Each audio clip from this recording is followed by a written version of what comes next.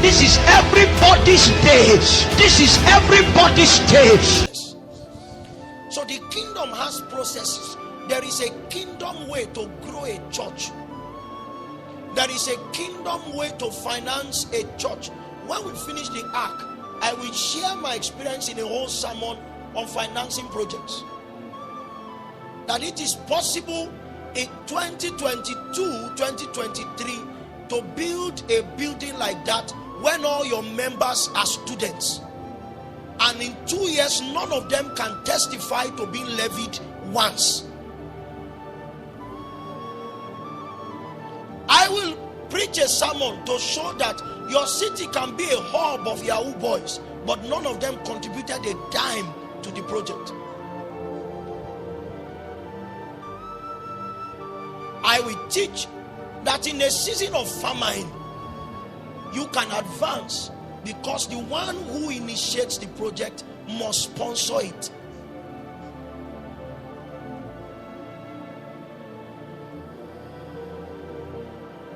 Church financing must be by the Jesus way. Many ministers have not seen miracles financially because they cut too many corners. I was sharing a few years ago when I saw that it was difficult to run the ministry. We're not even building. Buy fuel. We had no church staff, but buy fuel, repair things, buy a few equipment. And I went to the sender. Was the plan that we start church and we are struggling? Was the plan that my family goes hungry because every money we get goes to the ministry? There's a stage for that, but it's not forever. Are you with me? Good. So what's your plan to fund this church? Because me, I was minding myself as a plan design engineer. You told me to go and start ministry. What's your plan? God said people give tithe and offerings. That's how church was run in the wilderness. Or they gave offerings. I said, but we're giving tithe and offerings, but it's not enough. So he asked me, when do you take tithe and offerings? Oh, that's the last item before we share the grace. Why? I said, because people will not come early. Even those who take offering early, they still have late comers offering. As you are going out, if you came after the offering, they don't tell them to come and redo praise and worship. There's no opening prayer for you if you came late, but that offering, you must drop it. On your way out, there is a basket at the door. Make sure you drop your offerings, right? Good. So, I said, because they come late, we want to finish everything, we'll now drop offerings. The Lord now asked me, what is the wisdom behind giving offerings and tithes? Until you find that wisdom, you will not know what aspect of your service that thing should feature. Why do you do opening prayer, Ebenezer, at the beginning of a service? Why do you do opening prayer? There's a wisdom. It's that we want to start with God, right? So we don't put that prayer at the end. I now said the wisdom is to give to you. We need to run this thing. He said no. He said the wisdom is honor. And so if you give offerings at the end of a service, it is an offering of dishonor, because people who come late have already registered as dishonorable people. So if you are waiting for them to add what comes out of dishonor to the plate, there will be scarcity. So what should we do? He said, when do you start service? I said 4. He said the offering must be collected before 4:30. One thing he did, he kept quiet. It means do what I said. The first Sunday we attempted it. I gave instructions during the week. The first Sunday we attempted it. Tithes and offering went up 5 times. And it has stayed 5 times apart from one Sunday. That Sunday, the offering went back to what it used to be. And so, I'm like Joshua. And I went back to God. What did we do now? Why did we overcome Jericho and we are running away from Ai? He now said, somebody collected offering of dishonor. Now this is mystical. Why did the offering drop the day they collected late offering? Should it not be next week? Abi now?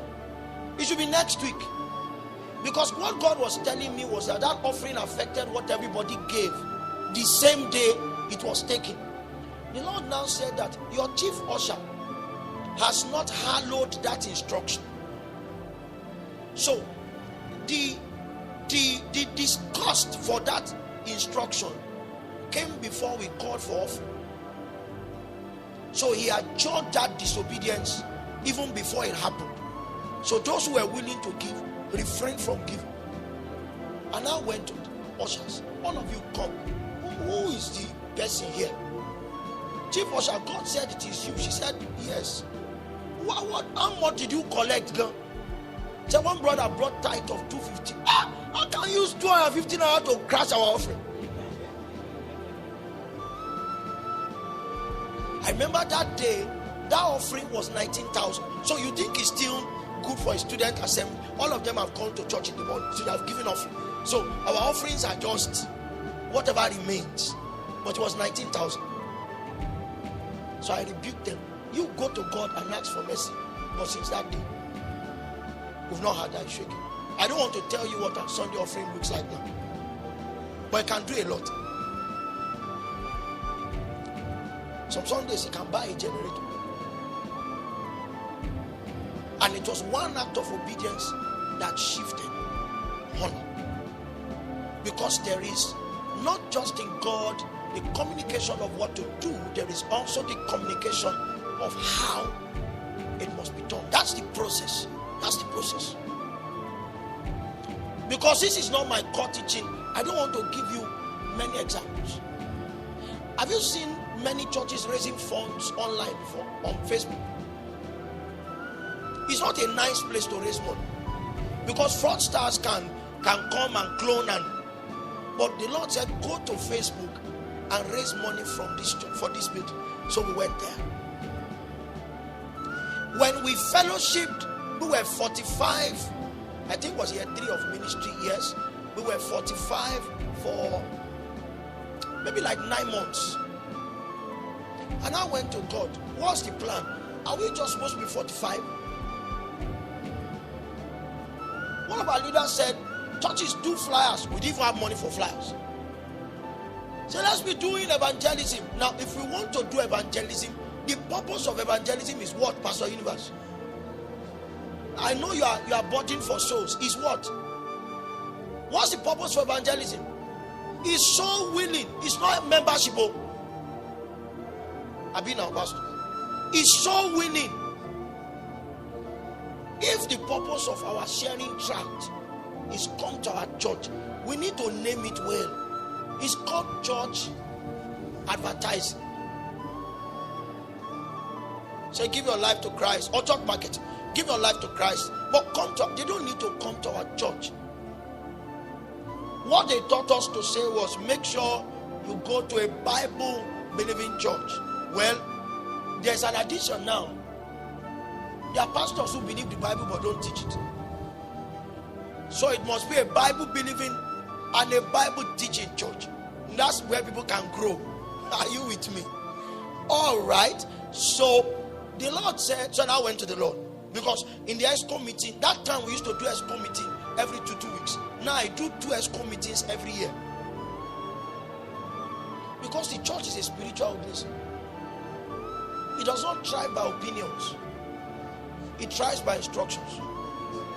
So in those 2 ESCO meetings, if you come and you say you have an idea, you must not speak. Because you can't use idea to run something that is spiritual. If God has not spoken to you, be quiet. That's how I run my own meetings. I know it's a bad model, but it works.